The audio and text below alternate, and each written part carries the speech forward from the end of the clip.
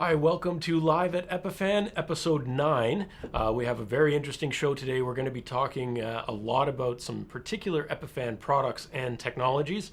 I'm George. And I'm Matt. Are you? Where are you, Matt? I'm not sure exactly where you are. I'm over here. Maybe pan a few things out. I'm not sure where you are. A little further. Okay. Are you there? I think so. Oh, there you are. Oh, okay. Well, believe it or not, guys, we're actually doing this show with one camera. And so that was just a little bit of playing around with different layouts. And that's really our topic for today, is showing how you can use 4K to virtualize multi-camera with cropping, virtual zoom, virtual PTZ, all kinds of different technologies. So some of the things that we can do, well, I guess the first thing is people often ask us why they might want to use 4K and what's the value in it, when the reality is today doing streaming in 4K is hugely bandwidth dependent and very demanding and is a little bit excessive. And of course, there are a lot of platforms out there that don't support it yet. So why would people bother with 4K? And one of the reasons, a big reason, when you're using a product like our Pearl 2, which supports 4K, is that you can use it to do 4K punch-ins or punch-outs, or depends on the language. It all changes. So, and what is that? And that's our topic for today, is what is that and how can you use that and leverage it within any number of environments to get a particular look. Our studio is pretty small here, so that little bit of playing around we did at the intro is a little bit of a different way and trickier actually in a smaller space. It's better in a larger space. Right. So if you imagine a large auditorium or really large stage, and you don't necessarily either have the manpower or the physical equipment to have multiple cameras to zoom in on participants that might be separated by the width of a stage, which can be huge. Of course. What do? Well, with 4K, you could start with a wide 4K shot and then crop in. Right. So our product, Pearl 2, lets you do that built into the product. It also then does all your streaming, recording, simultaneously ISO recording and streaming and switching and mixing and all in one box. So we were going to show you a little bit of a demonstration on how Pearl 2 does that. And then, that use case is a big part of that. All right, let's talk about a little bit of 4K itself. A lot of people are wondering just exactly how do you really measure 4K or how can you compare it to HD? Well, how many times do you think you could actually get a 1080p or 1920 by 1080 resolution in a 4K frame? Well, 4 times, actually, as a matter of fact. But if we go back to our larger frame here, you can see that if I'm just using this ultra-wide 4K sort of wide shot, even in our small studio here, you see all of the junk, all the stuff. But when I go and I want to do something where I need that wider shot for a variety of reasons, but I only want my resulting stream to be in 1080 or maybe even less in some cases, I can use this with cropping to fine-tune my punch-in to get to just a specific area within that 4K frame, trim out all the junk. Right, so now we actually have that beautiful blue background. Right, and my result is 1080 as opposed to 4K. Right. But what I'm starting with, and here's the beauty of it, what I'm starting with is a 4K camera. So my original image quality is superior to begin with. And so I can afford to crop down without losing image quality. Whereas if I take a 1080 and I want like a full HD 1080 camera, and I want to trim out just a piece of that, I'm taking 1080 down to 720, and then if I'm trying to do a live stream in 1080, I'm going back up to 1080. Right, so you're essentially just stretching I'm double scaling, and that's bad. That's bad for image quality. You want to only scale, ideally never, but if you are going to do it, doing it only once and doing it only down, because up is when things look messy. Going down is not so bad. Going up is bad. Right. So when we start with 4K, we crop to 1080, we're not really losing anything, and we get the advantage and the flexibility of being able to frame things up. Right. Well, maybe we can showcase a little bit of that with Pearl 2. Yeah, so what I'll do is I'll jump over into looking at Pearl 2's configuration actually, and this will look a little funny because I'm controlling the Pearl 2 while I'm doing the live stream myself and demonstrating how we might set this up at the same time. So bear with me while it looks a little bit tricky. So if I go back to that funny little side-by-side shot that we were playing with, you saw the overall separation that Matt and I were actually, sort of in on other sides. But if I want to go in and play around with this crop, I can basically take the same camera shot twice, crop it 2 different ways, and make it as though we're sitting side by side, even though we are on other sides of the room. Right. It's like the idea if you were outside and there was 2 completely separate picnic tables, we could look like we're essentially sitting at the same picnic table if you've got the right background. So this happened a lot back in the fall during political debates and a number of other things. You see it a lot on general TV, on news, a lot, where people are on opposite ends of a stage and they want to, in their actual television broadcast, put them side by side. Right. And so this is exactly the kind of thing that they're doing. The beauty of doing it this way, now in television they're usually using multiple cameras. We're talking about doing it in the most lightweight possible method, and that's 1 camera. So it's a little bit of a different thing. So if I'm playing with Pearl 2's settings in this side-by-side layout, if I go into my cropping settings, I can choose where I want to crop down to.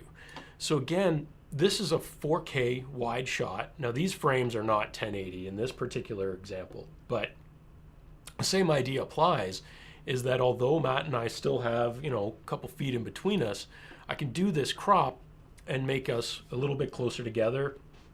And if we were even farther apart, this works even better. Yeah. And that's really the power of using these 4K punch-ins. Starting with the higher fidelity image, cropping down to something that's actually going to be usable, giving you the flexibility to manipulate it.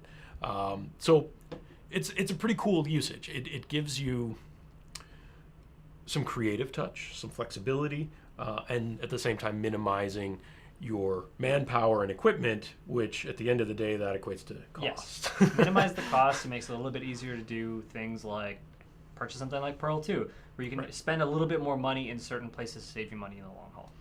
And 4K cameras are getting more affordable.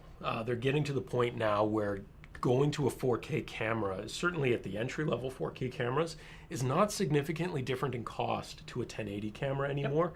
So, I mean, I've been around tech long enough to know that I personally don't believe in the term future-proofing. But the reality is that, there is a certain aspect of that. 4K is not going anywhere. Right. And so buying a 4K camera today, even if your goal is to not stream in 4K, it's not a bad thing. And using these types of settings means that you can buy that camera now, use it in 4K maybe next year or the year after when it's a little more reasonable to do. And it'll still completely be fine and valid and totally within normal technical use. And when you don't have the bandwidth, well, that's fine. Your resulting stream can be in 1080 or 720 or whatever you want, but at least you're going to start with your original shot of being extremely high quality. And mentioning bandwidth, if any of you guys have questions regarding streaming or anything along those lines, you can certainly send us an email, live@epiphan.com.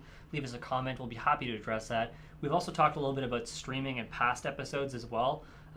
Episode 7 and 6, we covered a little bit more of the basis of bandwidth as well as streaming. Mm-hmm. Great knowledge to have, and if you don't have it, feel free to go through any of our past live episodes. They're available video on demand on Facebook or on YouTube. Yeah. So yeah, as Matt said, definitely if you have any questions about what we're talking about, I know this is a weird subject. It's a hard one to describe. It's easier to show, and so that's why we've been trying to demonstrate it a little bit here.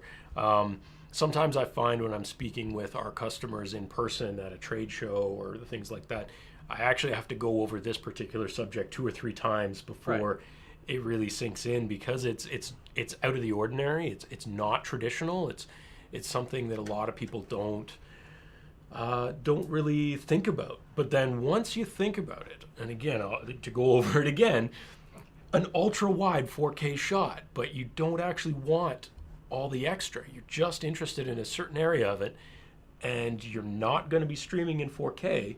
So let's trim it down. But then we get the flexibility of selectively cutting out chunks for virtual multi-camera, virtual PTZ, and again, we can still do scaling down to 720 for your stream or 1080 or whatever you might need. So when we do these shows, for example, we do 1080 on YouTube, 720 on Facebook.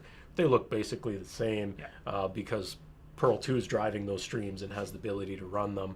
Now, in case you're wondering why we're doing 720 on Facebook as opposed to 1080 on YouTube, a lot of that is just based on limitations of the platform. The other thing you can do, of course, is this is true not only of 4K down to 1080, but of also 1080 down to 720, if that's your need. It really applies to anything. And so it's the power of doing that cropping that really makes a big difference in being able to just selectively choose the pieces of the content you want and making the experience a little more intimate for the viewer, so that they're not looking at a gigantic piece of the way it might be. Here, I'll play with that one. I didn't save this layout when I was playing with it earlier with those crops. But yeah, we can go back to that side by side. Again, it makes the virtual room, is that a good way to do it? The virtual room from the viewer's experience smaller, instead of having this huge stage where the people look like ants and things like that, right? It's things that we've typically seen over the past at trade shows, conferences, anything along those lines. Yeah, so it's a good way of doing it. I think it works really well. And again, we're using one camera for pretty much, we used two early on. We had a little handheld camera showing my close-up. But after that, we've been using one camera to go from this side-by-side to this wider shot to punching in to show that. So there's a lot of power there, and one camera. I mean, instead of three. Yeah, and a lot of people are always concerned that technology is always changing, always evolving, and that's true. But that doesn't mean that if you buy a 4K camera today, it's going to be completely useless in a year from now. No, definitely would always have value. So the one we're using today is a Sony Alpha 6300, I want to say. You'll have to forgive me. I don't remember the model names precisely off the top of my head anymore. Too many are rattling around in my head. The nice part about this camera, and we don't use it for most of our live streaming, we use this one actually for a lot of still photography, because it's an excellent micro four thirds sized, but a full APS-C sensor in a nice little camera with interchangeable lenses and things like that.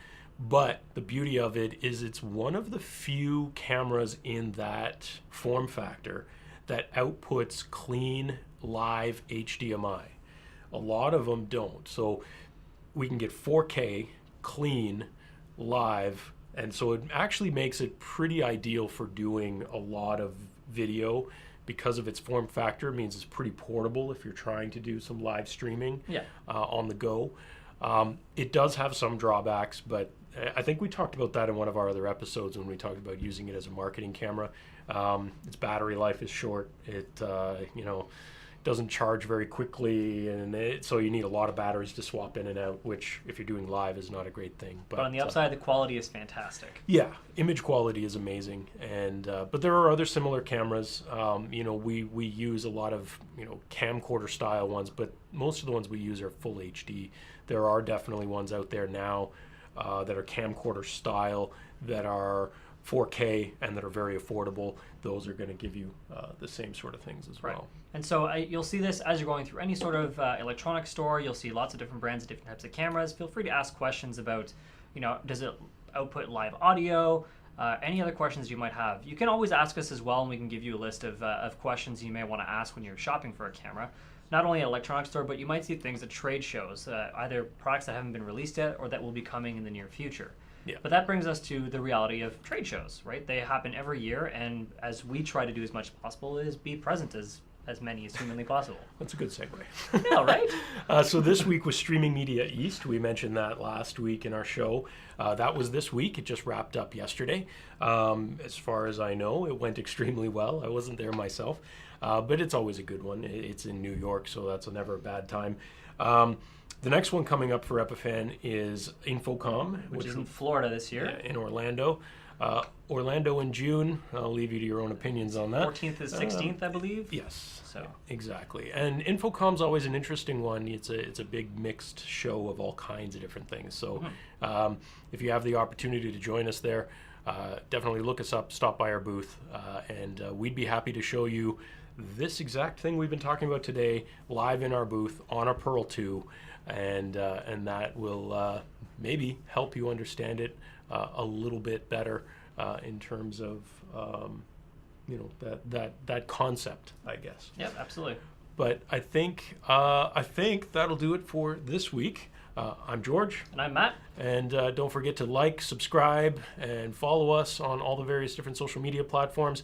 And again, if you have any suggestions or subject matter that you would like us to cover in these weekly shows, send us your suggestions live at epiphan.com.